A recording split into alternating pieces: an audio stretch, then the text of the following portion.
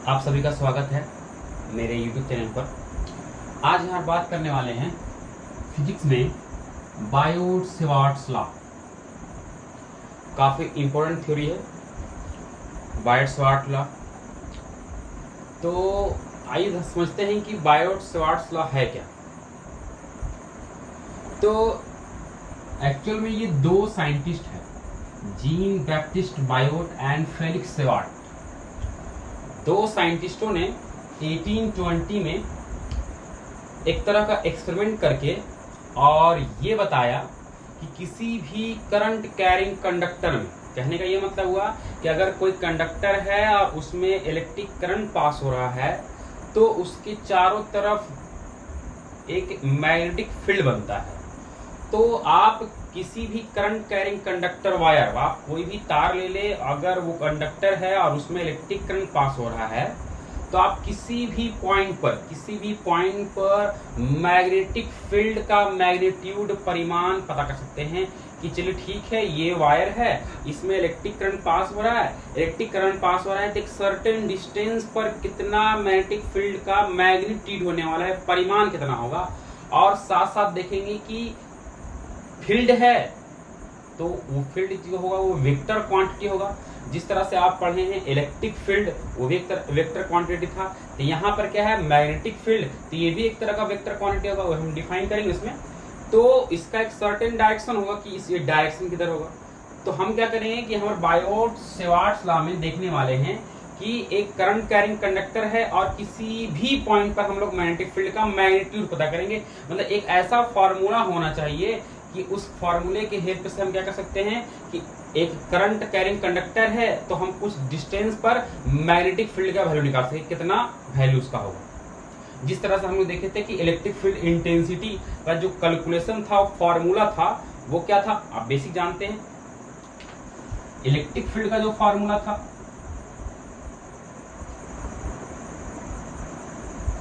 Electric field बोलिए, electric field intensity बोलिए, बात देखिए। तो ये इलेक्ट्रिक फील्ड का जो फॉर्मूला था E is equal to F by क्या क्यू, बेसिक फॉर्मूला था। और उसी तरह से E is equal to 1/4 pi epsilon naught और dq बाई आर स्क्वायर, और यहाँ पर हम d लगा देते हैं। मतलब कि बहुत ही छोटे से चार्ज के लिए इलेक्ट्रिक फील्ड इंटेंसिटी का जो फॉर्मूला होता था 1/4 पाई एप्सिलॉन और dq बाई क्या आर स्क्वायर होता था। मतलब कि ये भी बता रहा है कि अगर एक चार्ज है तो इस चार्ज से एक सर्टेन डिस्टेंस तक, कुछ दूरी तक, उस पॉइंट पर कितना होगा इलेक्ट्रिक फील्ड। तो ये फॉर्मूला अप्लाई करते थे। तो ये छोटे से चार्ज पार्टिकल, मतलब ये छोटे से चार्ज के लिए, छोटे से चार्ज के लिए क्या हुआ, छोटा सा इंटेंसिटी होगा, इसलिए आगे डी लगा हुआ है। और ये बेसिक फॉर्मूला है एक बाई की, मतलब electric field intensity electric field था तो वो फील्ड है तो वो एक वेक्टर क्वांटिटी है। उसी तरह से बायोट-सेवार्ट्स लॉ हम देखने वाले हैं कि मैग्नेटिक फील्ड होगा तो मैग्नेटिक फील्ड का कैलकुलेशन कैसे किया जाएगा। मतलब हम किसी भी वायर में अगर इलेक्ट्रिक करंट पास हो रहा है तो हम किसी भी सर्टेन डिस्टेंस पर, उस पॉइंट पर हमको निकालना है मैग्नेटिक फील्ड, तो मैग्नेटिक फील्ड का फॉर्मूला क्या होगा, कैलकुलेट किस तरह से करेंगे मैग्नेटिक फील्ड को। जिस तरह से आपने तो इलेक्ट्रिक फील्ड के लिए आपके पास फॉर्मूला एप्सिलॉन ने दिया, उसके हेल्प से आपने क्या किया, इलेक्ट्रिक फील्ड का फॉर्मूला निकाल लिया। इलेक्ट्रिक फील्ड कैलकुलेशन कर लेते हैं। कूलॉम्स लॉ के अकॉर्डिंग आप ये फॉर्मूला को डिराइव किए और क्या किए, आप सर्टेन डिस्टेंस पर क्या किए, एक चार्ज से सर्टेन डिस्टेंस पर आप क्या किए, इलेक्ट्रिक फील्ड निकाल लिए और उसका ये फॉर्मूला इस तरह से आप कैलकुलेट करते हैं। तो यहाँ पर बायोट-सेवार्ट्स लॉ क्या है कि आप इसके हेल्प से जो भी एक्सपेरिमेंटल जो भी फॉर्मूला आया है उसके हेल्प से आप मैग्नेटिक फील्ड निकाल सकते हैं किसी भी पॉइंट पर। तो आइए यहाँ से देखते हैं कि बायोट-सेवार्ट्स लॉ है क्या। और ये सिंपल से बात है कि ये बायोट और सेवार्ट्स दो अलग अलग साइंटिस्ट का नाम है। पूरा नाम है जीन बैप्टिस्ट बायोट और फेलिक्स सेवार्ट। ये 1820 में एक्सपेरिमेंट किया था। उससे पहले बायोट-सेवार्ट्स लॉ को समझने से पहले एक छोटा सा कॉन्सेप्ट है, एक छोटा सा टॉपिक है, पहले उसको समझ लेते हैं वो क्या है। तो देखिए एक छोटा सा टॉपिक है करंट एलिमेंट। अगर आप इसको समझ लेते हैं तो बायोट-सेवार्ट्स लॉ समझने में आसानी होगा। ये करंट एलिमेंट क्या है, पहले वो समझ लेते हैं यहाँ से। तो कहता है कि अगर एक वायर है, ये एक वायर है मान लीजिए,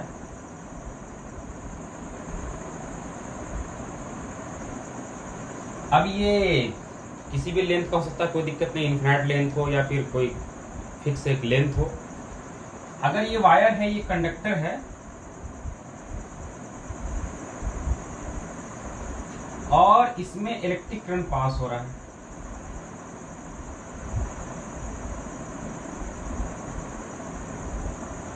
इलेक्ट्रिक करंट पास हो रहा है इस तरह से, और इसका कुछ लेंथ होगा,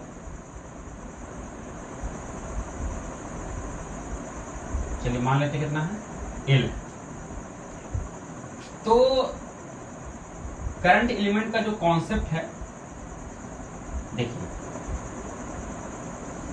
चीजों को आसान बनाने के लिए फिजिक्स है क्या कि हमारे इस यूनिवर्स में जितना भी फेनोमेना हो रहा है उसका तो स्टडी करना है, और किसी भी फिजिकल चीज को समझने के लिए हम चीजों को आसान बनाते हैं, कुछ एजम्पशन भी करते हैं, कुछ मान लेते हैं। तो यहाँ पर भी क्या है कि करंट एलिमेंट्स को हम एज्यूम कर रहे हैं कि इस तरह का एक क्वांटिटी होगा। इसके हेल्प से क्या करेंगे, आप आसानी से ये बायोट-सवार्ट्स लॉ है वो समझ सकते हैं। मतलब कि आप किसी भी करंट कैरिंग कंडक्टर में अगर करंट पास हो रहा है तो किसी भी सर्टेन डिस्टेंस पर आप क्या कर सकते हैं, मैग्नेटिक फील्ड फाइंड कर सकते हैं। तो ये काफी इंपॉर्टेंट है, करंट एलिमेंट है क्या। तो आइए देखते हैं कि कहता है कि ये एक वायर है, कंडक्टर है, इसमें इलेक्ट्रिक करंट I पास हो रहा है और ये कितना इसका लेंथ है, L है। हम क्या करते हैं, एक छोटे से लेंथ में हम कंसिडर कर लेते हैं ये छोटा सा पार्ट, क्या है ये छोटा सा पार्ट। अगर ये पूरा लेंथ L है तो अगर हम छोटे से लेंथ के बारे में बात करेंगे तो फिजिक्स में क्या है कि अगर स्मॉल क्वांटिटी के बारे में बात करोगे तो उसमें क्या लगाना पड़ेगा, आपको D लगाना पड़ेगा। और ये अगर ये लेंथ L है, स्मॉल L है, तो ये क्या होगा DL। मतलब कि छोटे से पार्ट का जो लेंथ है क्या है, DL है। और DL बहुत ही छोटा होता है, आपको भले ही इतना बहुत बड़ा लग रहा होगा लेकिन एक्चुअली बहुत ही छोटा सा एलिमेंट है।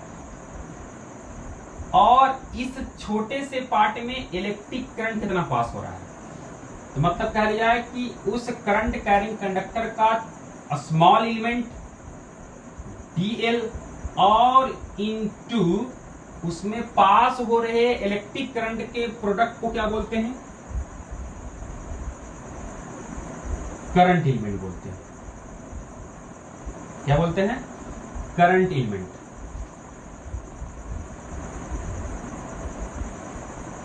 I into DL। एक वायर है, उस वायर का लेंथ L है, उसमें इलेक्ट्रिक करंट पास हो रहा है। हमने क्या किया, छोटा सा पार्ट ले लिया, तो छोटे से पार्ट में जितना इलेक्ट्रिक करंट पास हो रहा है और उस लेंथ को मल्टीप्लाई करने पर जो फिजिकल क्वांटिटी बनेगा उसे क्या कहेंगे, करंट एलिमेंट कहेंगे। क्या कहेंगे इसे, करंट एलिमेंट कहेंगे। दूसरी बात है कि करंट एलिमेंट जो होता है वो एक तरह का वेक्टर क्वांटिटी, इसे क्या माना जाता है, वेक्टर क्वांटिटी माना जाता है। इट इज ए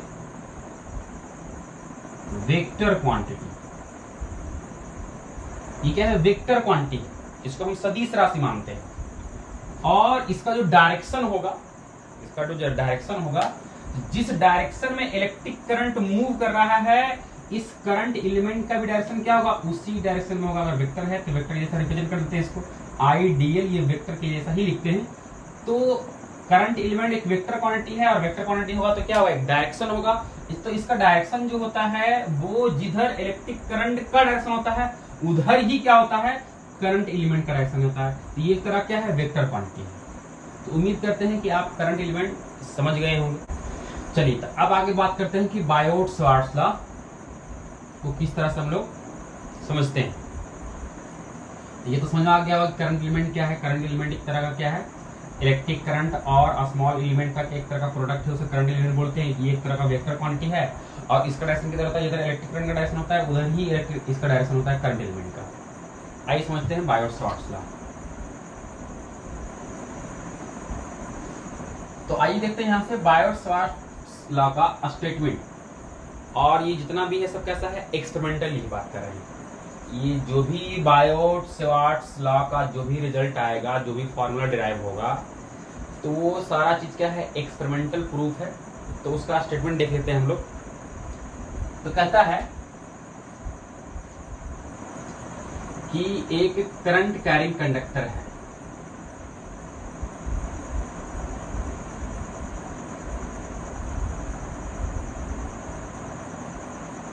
तो देख पा रहे हैं कि एक वायर है, इस वायर में इलेक्ट्रिक करंट जो पास हो रहा है, कितना पास हो रहा है, आई पास हो रहा है। तो हम क्या करते हैं कि एक करंट एलिमेंट ले लेते हैं। तो आपको पता होना चाहिए करंट, जो करंट एलिमेंट होता है वो क्या होता है, आइडियल होता है। तो यहाँ क्या करते हैं कि एक छोटा सा पार्ट हमने ले लिया,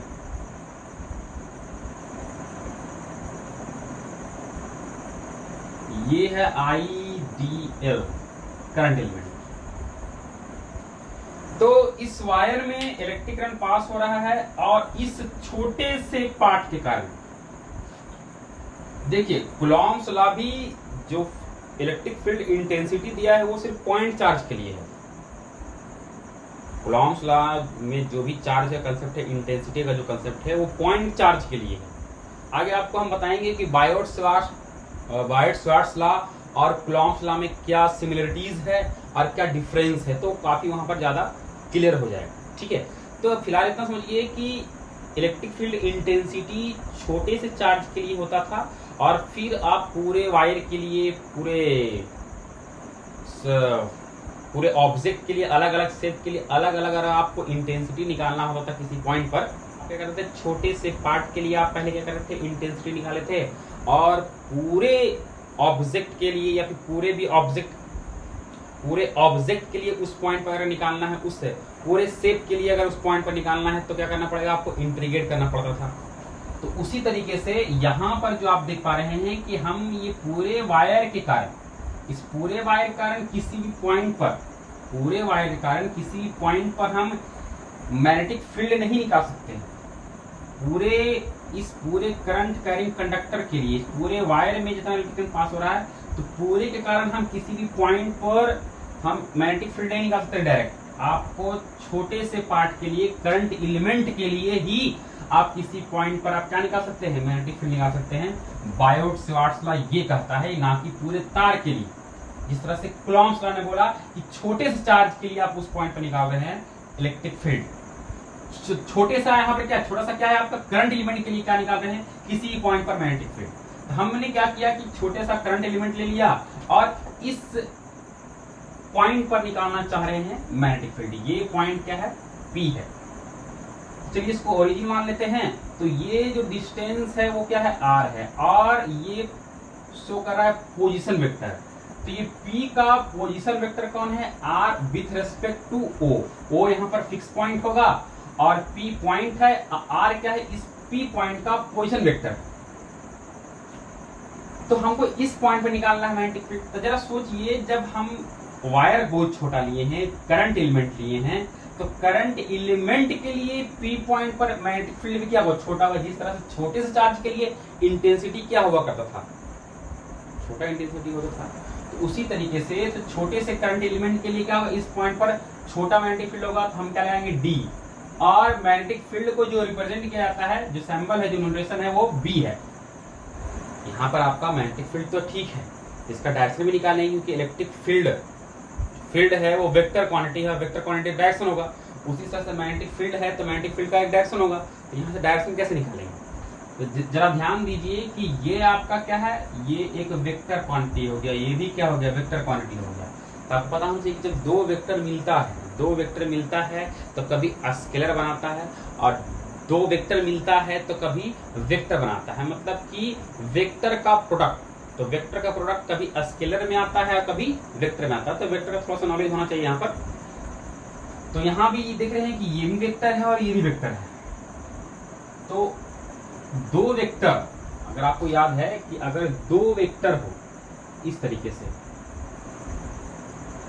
ये वेक्टर A है और ये वेक्टर B है और इसके बीच का एंगल थीटा है, तो क्या कर सकते हैं कि जो नया वेक्टर जो बनेगा, ये इन दोनों का प्रोडक्ट, और प्रोडक्ट स्केलर भी हो सकता है और वेक्टर हो सकता है। तो यहाँ पर जो नया बनने वाला है वो बनने वाला है dB, मतलब कि मैग्नेटिक फील्ड। और मैग्नेटिक फील्ड क्या होगा, वो वेक्टर क्वांटिटी होगा। तो मतलब कि इस मैग्नेटिक फील्ड में ये भी रहने वाला है, आर भी रहने वाला है। देख पा रहे हैं कि जिस तरह से ए और बी मिलेगा तो एक नया वेक्टर बनेगा और उसका एक डायरेक्शन होगा, इन दोनों के परपेंडिकुलर होगा। जैसे कि ए है तो आप क्या कीजिए, एक तरफ हाथ कर लीजिए, इस तरह से जितना भी 4 फिंगर है उस तरह से निकाल लीजिए, और जिधर बी है उधर घुमा दीजिए, घुमा दिए, और अंगूठा निकालिए, अंगूठा देख रहे हैं अंदर की ओर है। तो जो तीसरा जो होगा वो क्या होगा, जो वेक्टर क्वांटिटी होगा उसका डायरेक्शन क्या होगा, अंदर की ओर होगा। मतलब ये आपका राइट हैंड थंब रूल के अकॉर्डिंग आप निकाल सकते हैं कि जब दो वेक्टर मिलेगा तो तीसरा क्या आ जाएगा, अंदर की ओर होगा। और ये इसको इस तरह से रिप्रेजेंट कर रहे हैं, वेक्टर में इस तरह से रिप्रेजेंट कर रहे हैं कि ये बनेगा आपका ए क्रॉस बी। इसका जो डायरेक्शन होगा वो एन कैप, इसको मान लेते हैं कि इस डायरेक्शन में यूनिट वेक्टर कौन होगा, एन कैप, और ए और बी इन दोनों के परपेंडिकुलर होगा। तो उसी तरीके से आप जरा देखिए कि ये है आपका क्या, आईडीएल, ये क्या है, आईडीएल है, और क्या ये वेक्टर आर है, समझ लीजिए ये ए है, ये 4 फिंगर एक तरफ करना है, और फिर क्या होगा, ये आर की तरफ घूम जाएगा तो ये क्या होगा, अंदर की ओर होगा।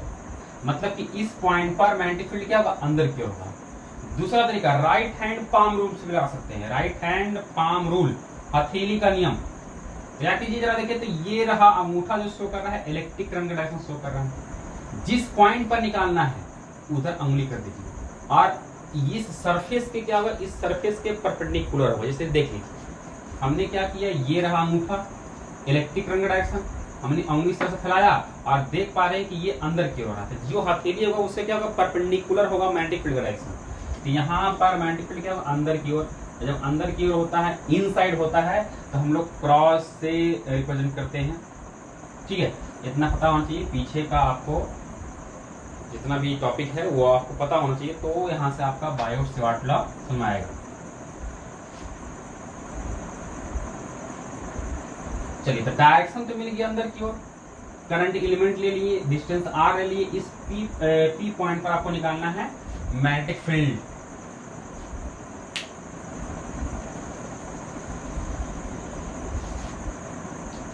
चलिए, तो ये एंगल कितना बना रहा है, तो ये मान लेते हैं कि एंगल बना रहा है कितना, थीटा।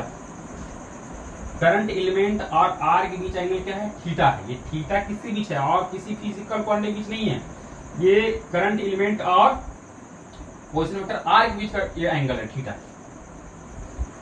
तो आपके पास आईडीएल है, आर है और ये थीटा है। तो आइए यहाँ पर कॉन्सेप्ट क्या करता है, एक सही बात है, एक्सपेरिमेंटली बातें होगा। हम क्या देखते हैं कि इस वायर में जो इलेक्ट्रिक करंट पास हो रहा है, इलेक्ट्रिक करंट जो पास हो रहा है उसका एक अमाउंट होगा, कितना एम्पीयर पास हो रहा है, 2 एम्पीयर पास हो रहा है, 3 एम्पीयर पास हो रहा है, 4 एम्पीयर पास हो रहा है। तो कहता है कि अगर इसमें इलेक्ट्रिक करंट बढ़ाइएगा, इस वायर में इलेक्ट्रिक करंट अगर बढ़ता है तो हम क्या देखते हैं कि मैग्नेटिक फील्ड भी इस पॉइंट पर क्या होता है, बढ़ता है।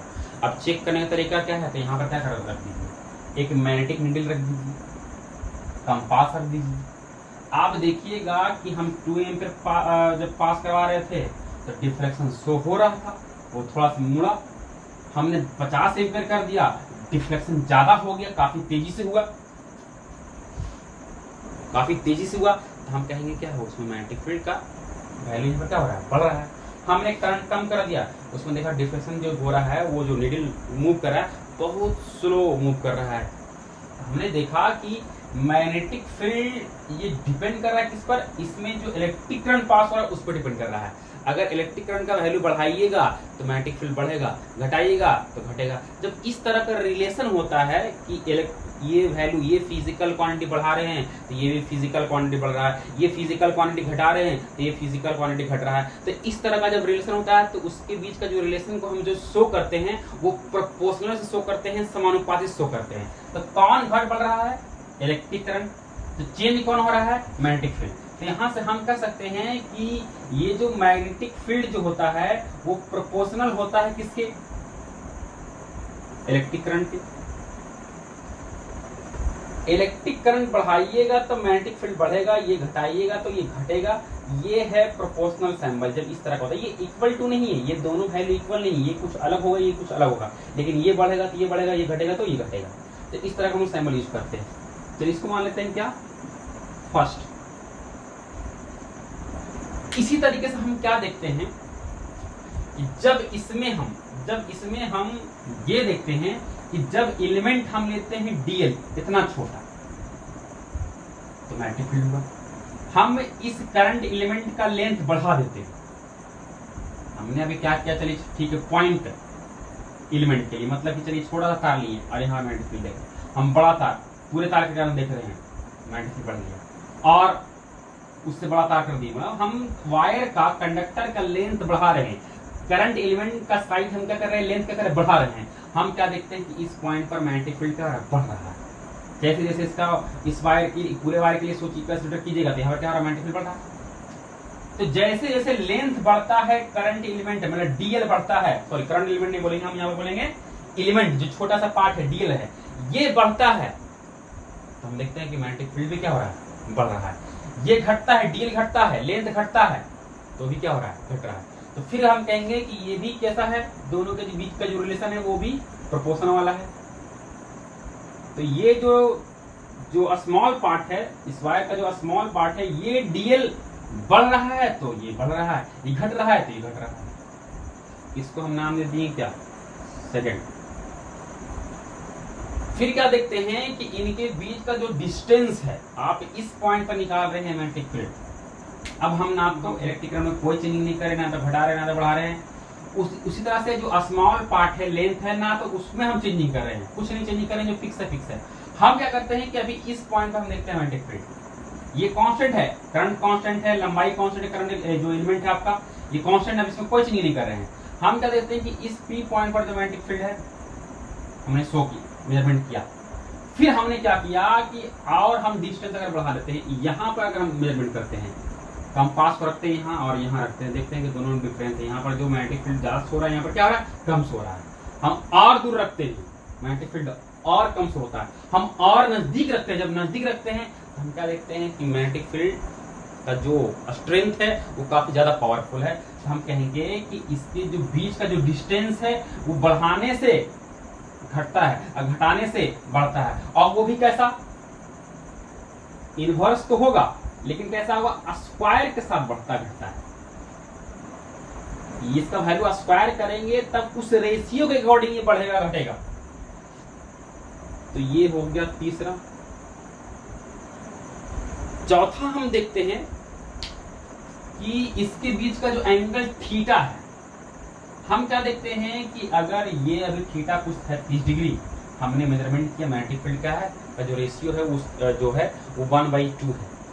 फिर हम क्या देखते हैं कि एंगल को 45 करते हैं तो 1/√2 है। फिर हम देखते हैं कि एंगल को 90 डिग्री कर दिए तो हमने देखा कि मैग्नेटिक फील्ड कितना हो गया, 1 हो गया। मतलब कि आप इस तरह समझ सकते हैं कि हमने अभी क्या किया, यहाँ शो कर रहे हैं, यहाँ पर मेजरमेंट कर रहे हैं, मतलब इस तरह से वायर है 30 डिग्री है, मेजरमेंट किया हमने कितना 1/2 आया मैग्नेटिक फील्ड। हम इस तरह से एंगल बढ़ाए 45, देखा 1/√2 आया। इस तरह बढ़ाए 90 डिग्री आया, देखा हमने 1 कर दिया। फिर इधर किया, फिर क्या देखा हमने, मैग्नेटिक फील्ड घटना शुरू हो गया, घटना शुरू हो गया, घटना शुरू हो गया, घटना शुरू हो गया और देखा 0। तो ये जब पूरा घूम जाता है 180 डिग्री हो जाता है, 180 डिग्री क्या होगा, 0 हो गया। फिर हम क्या देते हैं, इसी तरह से हम कम कर देते, 30, 30 डिग्री, 15 डिग्री, 2 डिग्री से करते करते करते हम क्या करते हैं, एंगल को 0 करते हैं। आप क्या देखते हैं कि मैग्नेटिक फील्ड क्या होता है, इस पॉइंट पर, इसके एक्सिस पर जो क्या होता है, ये इस तरह से अगर आप बना ले,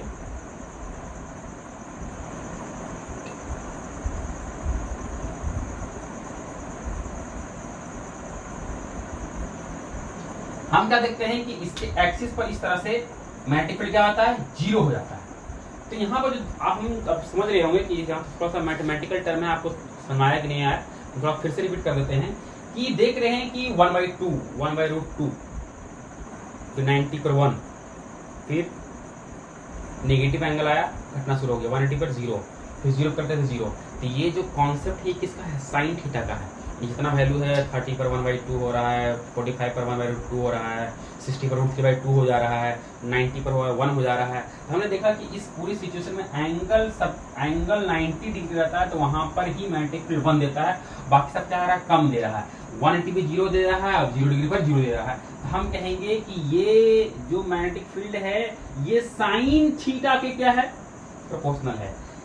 साइन थीटा, ये जो साइन थीटा पूरा वैल्यू बढ़ेगा तो ये बढ़ेगा, ये घटेगा तो ये घटेगा, तो ये बढ़ेगा घटेगा तो थीटा बढ़ेगा घटेगा। और थीटा जानते हैं किस तरह बढ़ता है वो, ऐसा नहीं कि 10 लाख डिग्री हो जाएगा तो साइन थीटा का वैल्यू 5 हो जाएगा। इसलिए आपको पता होना चाहिए कि साइन थीटा का जो रेंज जो होता है वो -1 से +1 के बीच में होता है। तो हम देखते हैं कि थीटा अगर हम चेंज करते हैं, अगर आप थीटा देख रहे हैं कि 0 डिग्री कर रहे हैं, 180 डिग्री कर रहे हैं, तो उसके अकॉर्डिंग क्या हो रहा है, मैग्नेटिक फील्ड भी चेंज हो रहा है। तो हम कहेंगे कि ये साइन थीटा क्या होता है, प्रोपोर्शनल होता है मैग्नेटिक फील्ड। तो ये हो गया चौथा, आपने यहां से देखा। तो चलिए आपके पास यहां से क्या आ गया, 4 इक्वेशन आ गया। आप देख पा रहे हैं कि चारों टर्म क्या करते हैं, हम कंबाइन करते हैं यहां से। तो कंबाइन करने के बाद क्या रिजल्ट मिलता है कि dB प्रोपोर्शनल, यहां से हो गया I dl और साइन थीटा और बाई क्या r²। तो आपको इतना तो फीस पता होना चाहिए कि अगर इस प्रोपोर्शनलिटी साइन को हटाना है, इस समानुपाती चिन्ह को हटाना है, तो आपको एक कांस्टेंट लगाना पड़ेगा। अगर हटा करके आप इसको इक्वल टू में कन्वर्ट करना चाहते हैं तो आपको एक कांस्टेंट लगाना पड़ेगा। और कांस्टेंट क्यों लगाते हैं वो बेसिक बात आपको पता होना चाहिए, ठीक है। तो यहां से क्या हो जाएगा कि dB इज इक्वल टू हो जाएगा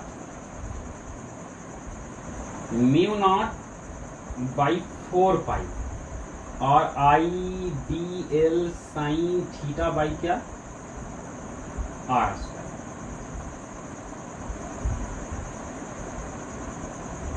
तो यहां से ये कांस्टेंट है, क्या है, वेयर μ0/4π इज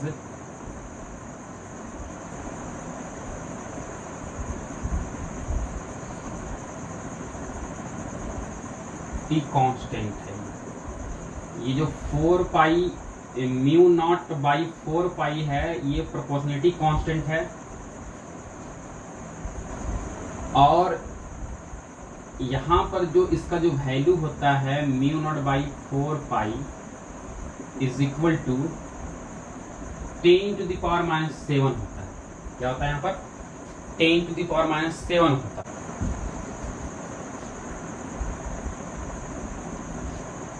अब रही बात है कि इसका यूनिट क्या होगा, तो आगे हम डिराइव करते हैं, वो देखते हैं क्या होगा। और यहाँ पर जो है कि μ0 जो बोलते हैं, यहाँ पर μ0 बोलते हैं परमिएबिलिटी ऑफ फ्री स्पेस। इसको हिंदी में बोलते हैं निर्वात की चुंबकशीलता। यहां पर μ0 क्या बोलते हैं, परमिबिलिटी ऑफ फ्री स्पेस, निर्वात की चुंबकशीलता बोलते हैं। तो हम लोग निकालना चाहते हैं इसका SI यूनिट, और बहुत सारे इसका हम लोग देख लेंगे यूनिट क्या होता है।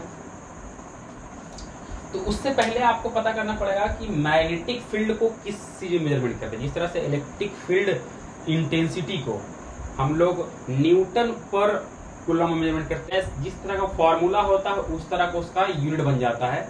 तो अभी फिलहाल के लिए हम इसका क्या करते हैं, जो एजम्पशन नाम है कि मैग्नेटिक फील्ड का जो एजम्पशन है SI यूनिट वो लिखते हैं।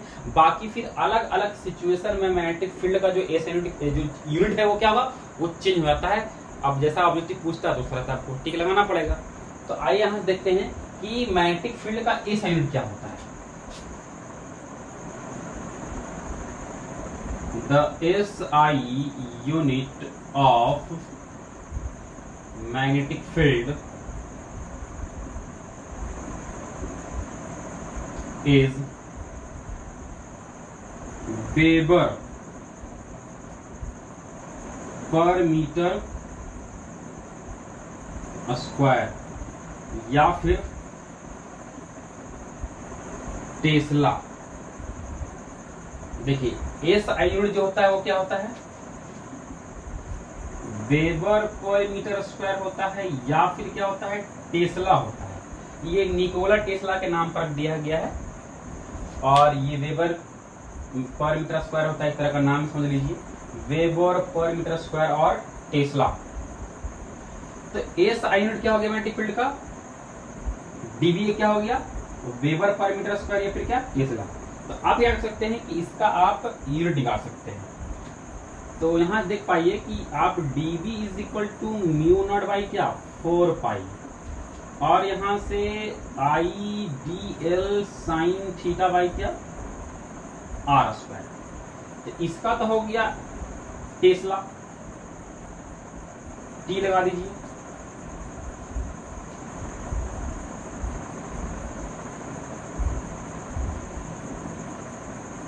चलिए यहां से आप ऐसे लगा जाइए, इसका हो गया टेस्ला के लिए टी।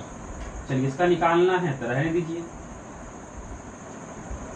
चलिए आई हो गया एम्पियर, ये डीएल हो गया इलेक्ट्रिक करंट का जो एम्पियर हो गया, डीएल एक तरह का लेंथ है तो मीटर, और साइन का यहाँ वैल्यू देगा तो उसका कोई यूनिट नहीं होता है। और यहाँ से क्या हो गया मीटर स्क्वायर, ये मीटर मीटर क्या हो जाएगा, कैंसिल हो जाएगा यहाँ से। तो चलिए यहाँ से हम लोग देखते हैं कि, तो यहाँ से क्या देखते हैं कि ऐसा यूनिट निकालना है किसका, म्यू नॉट बाई 4 पाई का। तो क्या करते हैं कि यहाँ से S I unit of mu naught by क्या 4 पाई का, तो यहाँ से क्या हो जाएगा, देख पा रहे हैं कि ये तो मल्टीप्लाई इधर होगा, तो ये हो जाएगा टेस्ला मीटर बाई क्या एम्पियर। इसी तरीके से और क्या कर सकते हैं कि जहां जहां टेस्ला है उस टेस्ला की जगह पर वेबर पर मीटर स्क्वायर लगा सकते हैं, वेबर पर मीटर स्क्वायर। तो देख पा रहे हैं कि ये तो हो गया S I unit of mu naught by 4 pi का हो गया टेस्ला मीटर पर एम्पियर। अगर हम टेस्ला की जगह क्या लगाते हैं, weber per metre square, weber per metre square into metre by क्या एम्पियर। ये मीटर मीटर कैसे होगा, क्या होगा वेबर बाई एम्पियर मीटर। तो इस तरह से अगर हम इसका वैल्यू के साथ साथ क्या देखें हम लोग, एस आई यूनिट देख ले, तो mu not by 4 pi is equal to हो जाएगा 10 टू द पावर माइनस 7, और यहां से हो जाएगा क्या टेस्ला मीटर बाई एम्पियर, या फिर इसको लिख सकते हैं 10 टू द पावर माइनस 7, और ये हो जाएगा वेबर पर एम्पियर मीटर। देख पा रहे हैं यहाँ से। इसके बाद क्या करते हैं कि अगर आपको म्यू नॉट का वैल्यू निकालना है तो क्या होगा, क्रॉस मल्टीप्लाई कीजिएगा तो क्या होगा, ये 4 pi into 10 to the power minus 7 tesla metre by ampere, या फिर 4 pi into 10 to the power minus 7 weber per ampere metre. तो इस तरह से हो गया इसका म्यू नॉट का वैल्यू और म्यू नॉट बाई 4 पाई का वैल्यू यूनिट के साथ। तो आपने देखा कि यहाँ पर इसका वैल्यू क्या होता है इस कांस्टेंट का, जिस तरह से 1/4 पाई एप्सिलॉन का वैल्यू होता था 9 × 10 टू द पावर 9, उसी तरह से इसका वैल्यू हो गया 10 टू द पावर माइनस 7, और अगर क्रॉस में क्या करेंगे तो 4 पाई × 10 टू द पावर माइनस 7 हो जाएगा। फिर हम देखेंगे कि म्यू नॉट को बोलते हैं परमिएबिलिटी ऑफ फ्री स्पेस, निर्वात की चुंबकशीलता। लेकिन फिर देखेंगे एक्चुअल में है क्या, ये म्यू नॉट क्या है।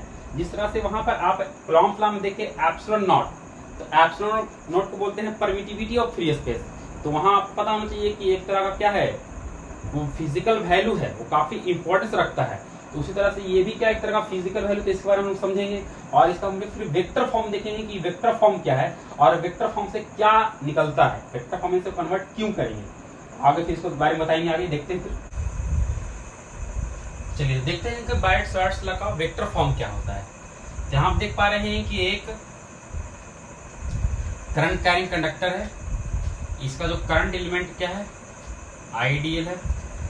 इस सर्टेन पॉइंट पर जो होगा मैग्नेटिक फील्ड होगा वो पी पॉइंट पर डीबी होगा, ये डिस्टेंस आर है, और यहाँ पर जो मैग्नेटिक फील्ड क्या होगा इनसाइड होगा। किस तरह से होगा वो देख सकते हैं आप यहाँ से। तो अगर आप यहाँ ध्यान दें, क्योंकि आईडीएल भी क्या है वेक्टर है, आईडीएल क्या है ये वेक्टर है। यहाँ जो फॉर्मूला आया है dB is equal to mu not by क्या 4 pi I D L sine theta by क्या आर स्क्वायर। मतलब कि इस पॉइंट पर जो मैग्नेटिक फील्ड होगा वो स्मॉल होगा, छोटा होगा, और यहाँ पर जो मैग्नीट्यूड होगा कि इस पॉइंट पर तो होगा मैग्नेटिक फील्ड, ठीक है, लेकिन कितना होगा ये वैल्यू देगा, ये फॉर्मूला देगा। तो यहाँ से हम कन्वर्ट करने वाले हैं वेक्टर फॉर्म में। तो क्या करते हैं जरा ध्यान दीजिए, म्यू नॉट बाई क्या 4 pi I D L sine theta by are square. यहाँ आर से मल्टीप्लाई और आर से डिवाइड करते हैं। ऐसा क्यों करते हैं आपको समझ में आएगा। यहाँ से म्यू नॉट बाई 4 पाई, अब जरा ध्यान दे कि आई डी एल ये रहा करंट एलिमेंट, ये करंट एलिमेंट है, तो ऐसा ही लिखते हैं। और इस आर को हम वेक्टर फॉर्म में लिख रहे हैं, तो वेक्टर फॉर्म में यहाँ लिखना पड़ेगा आर इंटू साइन थीटा, अब बाई क्या हो गया आर क्यू। तो आपको यहाँ से पता होना चाहिए कि वेक्टर का फॉर्मूला होता है कि अगर ए क्रॉस बी है तो होता है ए बी साइन थीटा, मतलब A B vector B vector, और क्या साइन थीटा, और फिर क्या एन कैप। एन कैप क्या होता है कि जो नया वेक्टर बनने वाला है उसका जो डायरेक्शन होगा वो एन कैप के डायरेक्शन में यूनिट वेक्टर होगा। एन कैप क्या है, यूनिट वेक्टर है। तो यहाँ पर आप जरा देखिए तो ये आपके लिए ए बन गया। यहाँ से अगर कंपेयर करें तो वेक्टर ए आपके समझ लीजिए कि करंट एलिमेंट हो गया। वेक्टर ए जो हो गया वो क्या हो गया, करंट एलिमेंट हो गया। और बी जो हो गया वो पोजीशन वेक्टर हो गया R, position vector of point P का, और साथ में साइन थीटा। अब यहां से एन कैप निकाल देंगे। तो एन कैप निकालने के लिए क्या होगा, यूनिट वेक्टर निकालने के लिए जो वेक्टर रहता है उसी वेक्टर के साथ क्या करते हैं, डिवाइड देते हैं, मतलब मैग्नीट्यूड के साथ। यूनिट वेक्टर निकालने के लिए वेक्टर का थोड़ा सा कंसेप्ट होना चाहिए यहाँ से। तो यहाँ से हो जाएगा D B is equal to mu not by 4 pi I D L R sine theta और एन कैप और बाई क्या आर क्यू, और एन कैप का वैल्यू क्या होगा, ये होगा। यहाँ से D B is equal to हो जाएगा म्यू नॉट बाई 4 पाई, और इसको लिखेंगे I D L cross R. देख पा रहे हैं यहाँ से, इस पूरे के लिए क्रॉस यूज करते हैं, क्रॉस अब बाई क्या आर क्यू। ये हो गया वेक्टर फॉर्म। तो अगर आप ध्यान दें कि ये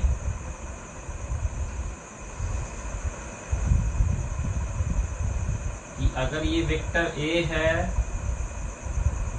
और ये वेक्टर बी है, इसके बीच का एंगल थीटा है, तो क्या होगा, जो रिजल्टेंट आएगा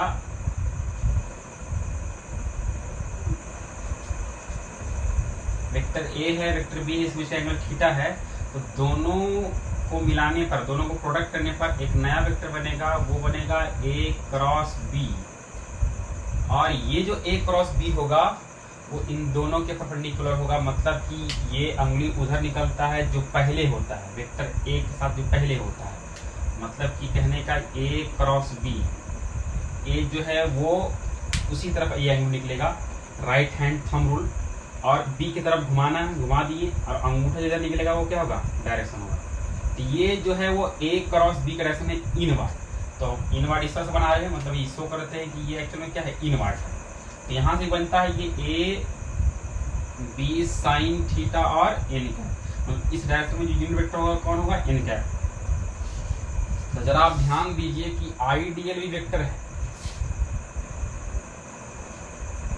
ये हो गया आई डी एल और ये हो गया वेक्टर आर, और इसके बीच का एंगल क्या, थीटा। अब यहाँ जो देख पा रहे हैं ये आर मतलब बी, ये आई डी एल वेक्टर जो है वो ए है। तो इसके डायरेक्शन के लिए क्या करेंगे, आई डी एल है तो आर की तरफ घुमाएंगे तो ये क्या होगा, इनवर्ड होगा, मतलब कि मैग्नेटिक फील्ड जो होगा वो क्या होगा, इस तरह अंदर की ओर होगा डीबी वेक्टर। और यहाँ से डीबी का जो वैल्यू आएगा वो क्या आएगा, ये तो पूरा लेके चलेंगे यहाँ से, mu naught 4 pi I D L cross R अब बाई क्या एक्स क्यूब। चलिए यहां से तो ये हो गया वेक्टर फॉर्म, ये जो देख पा रहे हैं क्या है ये वेक्टर फॉर्म है। अब यहां बात कर लेते हैं परमेबिलिटी का। तो आपको पता होना चाहिए कि इलेक्ट्रिक फील्ड के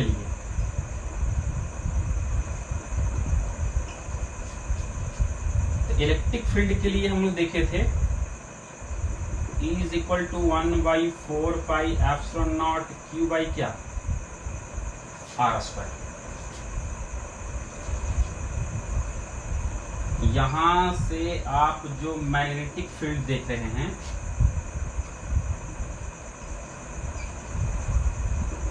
dV is equal to mu 4 pi I D L sine theta by क्या आर स्क्वायर।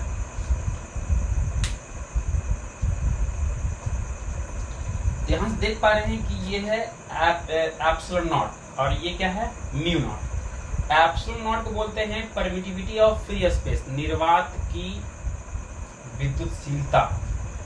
म्यू नॉट को बोलते हैं परमिबिलिटी ऑफ फ्री स्पेस, निर्वात की चुंबकशीलता। कहने का मतलब है कि आप जो इलेक्ट्रिक फील्ड जो निकालना चाह रहे हैं किस मीडियम में निकालना चाह रहे हैं। अगर आप वैक्यूम में रखते हैं तो वहां पर जो होगा ये हो। अगर आप उस सिस्टम को जो इलेक्ट्रिक फील्ड है उस चार्ज के कारण जिस पॉइंट पर निकालना चाहते हैं, अगर आप उस पॉइंट पर निकालना चाहते हैं तो वो अगर वो मीडियम एयर है तो ये लगेगा। लेकिन अगर किसी दूसरे मीडियम के लिए बात करेंगे, हम बात कर लेते हैं एनी मीडियम,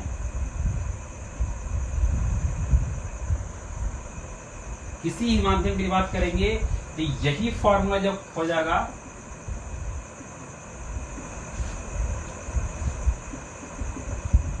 इलेक्ट्रिक फील्ड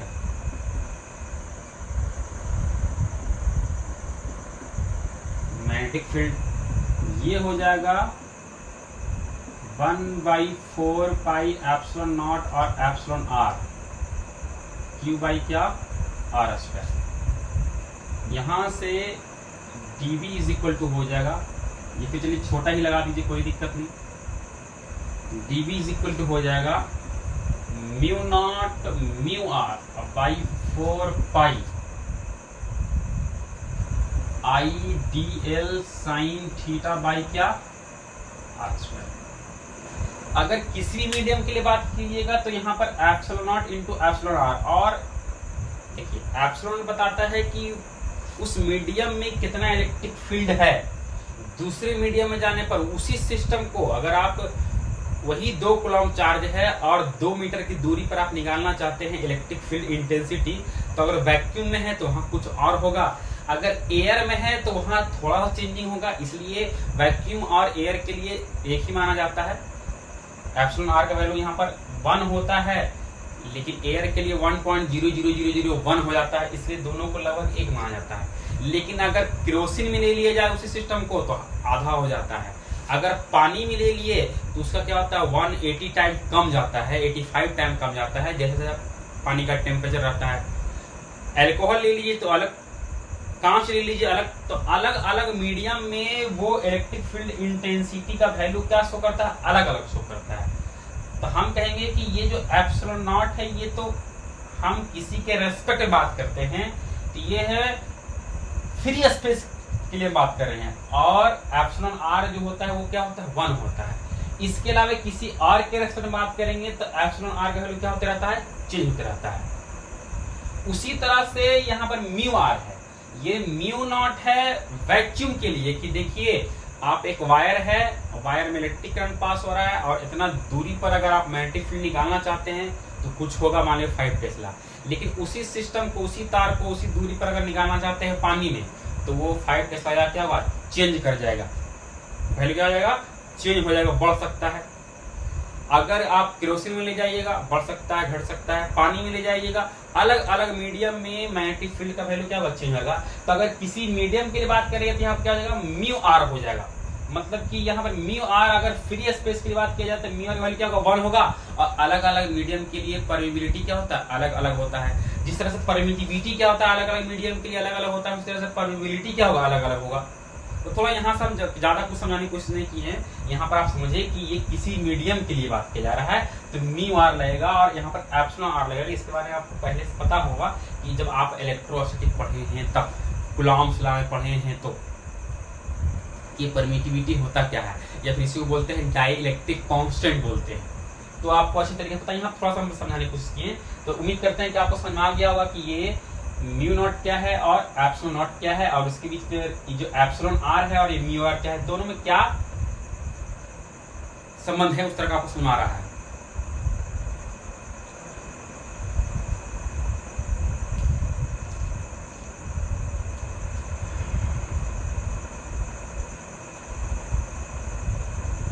चलिए फिर मिलते हैं नेक्स्ट वीडियो में कुछ इसी का आगे का टॉपिक लेकर के। आगे हम लोग देखेंगे नेक्स्ट क्लास में, ये देखेंगे हम यहाँ से कि मैग्नेटिक फील्ड और इलेक्ट्रिक फील्ड में क्या डिफरेंस है और क्या सिमिलरिटीज है, और हम लोग उसके कंपेयर करेंगे। दूसरे फिर हम देखेंगे कि ये जो एप्सिलॉन नॉट और म्यू नॉट में क्या रिलेशन है, काफी इंपॉर्टेंट है, उस तरह का हम लोग रिलेशन देखेंगे। बायोट-सवार्ट लॉ ये बताता है कि किसी भी करंट कैरिंग कंडक्टर में अगर इलेक्ट्रिक करंट पास हो रहा है तो किसी भी सर्टेन पॉइंट पर ये मैग्नेटिक फील्ड का मैग्नीट्यूड बताता है, परिमाण बताता है कि उस पॉइंट पर कितना मैग्नेटिक फील्ड होगा, ये फौरन बताता है। लेकिन उसके लिए शर्त है कि पूरे वायर के लिए नहीं बताता है, बस वो एक छोटे से एलिमेंट के लिए, जिसे हम बोलते हैं करंट एलिमेंट बोलते हैं, उस करंट एलिमेंट के कारण सर्टेन पॉइंट पर मैग्नेटिक फील्ड बताता है। मतलब पूरे वायर के कारण उस पॉइंट पर मैग्नेटिक फील्ड शो नहीं कर रहा है, बस सिर्फ छोटे से पार्ट के कारण शो कर रहा है। तो आइए उसको समझते हैं। यहाँ पर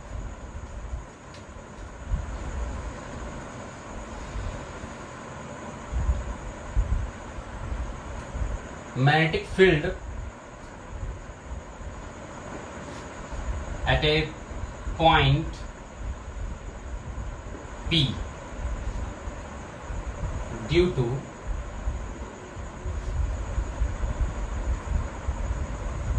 करंट एलिमेंट, मतलब आइडियल। कहने का ये मतलब हुआ कि करंट एलिमेंट के कारण P पॉइंट पर मैग्नेटिक फील्ड, जैसे कि यहां से हम देखते हैं कि एक वायर है और इस वायर में इलेक्ट्रिक करंट जो पास हो रहा है वो I पास हो रहा है। अब यहां से हम क्या करते हैं, एक छोटे से पार्ट को लेते हैं, कहने का मतलब करंट एलिमेंट लेते हैं। तो ये रहा आपका पोर्शन करंट एलिमेंट, इसमें इलेक्ट्रिक करंट पास हो रहा I, और जो वैल्यू है इसका लेंथ क्या है वो dl है, और इससे r डिस्टेंस पर एक पॉइंट P है, और इस पॉइंट पर जो मैग्नेटिक फील्ड होगा क्या होगा, वो स्मॉल होगा, क्योंकि जब हम करंट एलिमेंट ले रहे हैं, छोटा पार्ट ले रहे हैं, r डिस्टेंस पर क्या होगा, तो मैग्नेटिक फील्ड छोटा होगा। तो मैग्नेटिक फील्ड छोटा है तो उसको किस तरह से रिप्रेजेंट करते हैं, d से करते हैं। तो यहां से क्या होगा db, तो यहां से जो फॉर्मूला आएगा db is equal to mu not by 4 pi I D L sine theta by क्या आर क्यू। यहां पर हम वेक्टर फॉर्म नहीं लिख रहे हैं, मतलब कि हम सिर्फ छोटे से पार्ट के कारण, इस स्मॉल एलिमेंट के कारण हम P पॉइंट पर मैग्नेटिक फील्ड निकाले हैं। वैल्यू क्या है ये। अगर आपको निकालना है पूरे वायर कारण, इस वायर में ऐसा करंट एलिमेंट इनफाइनाइट होगा, क्योंकि आप ये मत समझे कि इसका लेंथ अगर 1 सेंटीमीटर है, 1 माइक्रो सेंटीमीटर है, तो ऐसा कुछ नहीं, ये उससे भी छोटा है। तो इसमें जो करंट एलिमेंट होगा क्या होगा, इनफाइनाइट होगा, बहुत सारा टर्म होगा। तो हम निकालने वाले हैं कि पूरे तार के कारण, पूरे वायर के कारण, कि इस पॉइंट पर कितना मैग्नेटिक फील्ड होगा। तो यहां से आपका थोड़ा सा कैलकुलस का नॉलेज होना चाहिए, मैथमेटिक्स का नॉलेज होना चाहिए, कि अगर आपको छोटे से पार्ट का वैल्यू पता है, तो अगर पूरे होल वायर के कारण निकालना है P पॉइंट पर, तो क्या करेंगे हम लोग, इंटीग्रेशन करेंगे। क्या करेंगे, इसको, इस टर्म को इंटीग्रेट कर देंगे, तो P पॉइंट का निकल जाएगा सभी करंट एलिमेंट। ऐसा करंट एलिमेंट बहुत सारा होगा, ऐसा करंट एलिमेंट बहुत सारा इनफाइनाइट होगा, तो उसके कारण क्या निकल जाएगा, इस P पॉइंट पर मैग्नेटिक फील्ड निकल जाएगा। तो यहां से हम लोग देख लेते हैं magnetic field at point P due to total conductor के कारण या फिर ऑल करंट एलिमेंट्स के कारण, ऑल करंट एलिमेंट्स जो होगा वो कैसा होगा, वो इन्फिनाइट होगा। तो क्या करेंगे, तो इस टर्म क्या करेंगे, इंटीग्रेट कर देंगे। 1 dB कुछ नहीं तो 1 है, और इसको इंटीग्रेट करेंगे IDL साइन थीटा अब बाई क्या आर क्यू। चलिए dB का जो इंटीग्रेशन होगा, dB का b का जो 1 का जो इंटीग्रेशन होगा b के रेस्पेक्ट में क्या आएगा, वो b हो जाता है। और यहां से कांस्टेंट जो है बाहर कर देंगे, तो म्यू नॉट बाहर हो जाएगा, 4 पाई बाहर हो जाएगा, I बाहर और आर क्यू बाहर। और ये DL साइन थीटा इसको रहने देते हैं, ये अभी फिक्स नहीं कर सकते कि कांस्टेंट है। तो यहां से निकल जाएगा, ये फॉर्मूला हो जाएगा कि अगर पूरे कंडक्टर के कारण निकालना है क्या करना पड़ेगा, आपको इंटीग्रेट करना पड़ेगा। तो इस तरीके से हम क्या करते हैं, पूरे वायर कारण इस पॉइंट पर हम लोग मैग्नेटिक फील्ड निकालते हैं। चलिए आगे देखते हैं कि आपका जो बायोट-सेवार्ट लॉ है, ये जो आप टोटल जितना जो रिजल्ट आया है वो बायोट-सेवार्ट लॉ के कारण आया है। तो आइए देखते हैं कुछ और टर्म। बायोट-सेवार्ट्स लॉ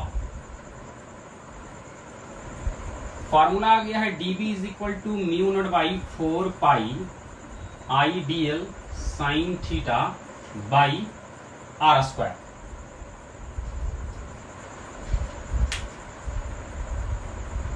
यहां से आर स्क्वायर देंगे, क्योंकि वेक्टर फॉर्म नहीं है। तो यहां देख रहे हैं कि क्या है, आर स्क्वायर है। तो क्या करते हैं, चलिए यहां से क्या है, आर स्क्वायर है। तो यहां से कुछ स्पेशल केस बात कर लेते हैं। स्पेशल केस में, स्पेशल केसेस,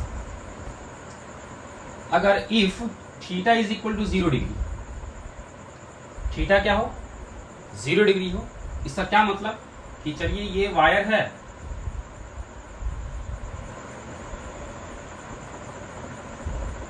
इस वायर में इलेक्ट्रिक करंट जो पास हो रहा है वो I पास हो रहा है।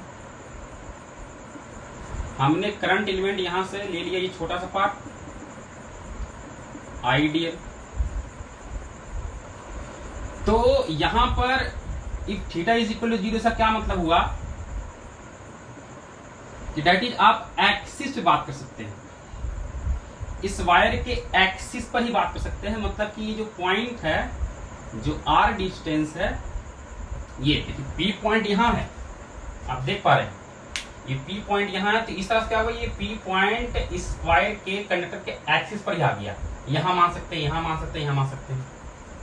तो इस सिचुएशन में क्या होगा, देख पा रहे हैं कि ये एंगल क्या था, थीटा था। ये एंगल क्या था, थीटा था। तो आप देख पा रहे हैं कि अगर ये एक्सिस पे चलाएगा तो थीटा क्या हो जाएगा, यहाँ पर 0 डिग्री हो जाएगा। मतलब ये क्या होगा, एक्सिस पर होगा, एक्सिस ऑन वायर कर सकते हैं।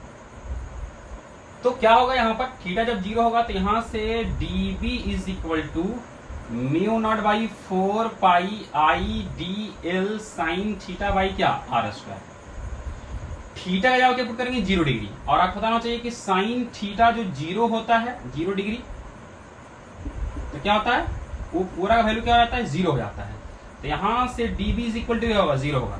मतलब कि किसी भी कंडक्टर में अगर इलेक्ट्रिक करंट पास हो रहा है तो उसके एक्सिस पर कहीं भी किसी पॉइंट पर अगर वो एक्सिस है तो क्या होगा, उसका मैग्नेटिक फील्ड क्या होगा, 0 होगा। यहाँ पर मैग्नेटिक फील्ड क्या होगा, 0 होगा। यहाँ मैग्नेटिक फील्ड 0 होगा किसी पॉइंट। आप इधर भी ले सकते हैं। मतलब यही अगर कंडीशन क्या हो जाए, अगर ये रोटेट करके इस तरह से आ जाए, मतलब कि 180 डिग्री घूम जाए। ये पी पॉइंट अभी इस तरह था तो 0 एंगल, अब ये अगर रोटेट करके इस पॉइंट पर आ जाए, इस डायरेक्शन में आ जाए, ये भी क्या एक्सिस पर ही है, लेकिन नेगेटिव एक्सिस में, ये पॉजिटिव एक्सिस, ये नेगेटिव एक्सिस। तो ये यहां पर आ जाए तो ये थीटा कितना हो जाएगा, 180 डिग्री हो जाएगा। तो हम दोनों सिचुएशन के लिए लिख लेते हैं कि थीटा 0 हो या फिर क्या हो, 180 डिग्री। दोनों सिचुएशन में क्या होता है, जीरो ही होता है। तो एक्सिस पर क्या होगा, एक्सिस पर करंट कंडक्टर का मैग्नेटिक फील्ड क्या होगा, जीरो होगा। यह होगा केस नंबर फर्स्ट।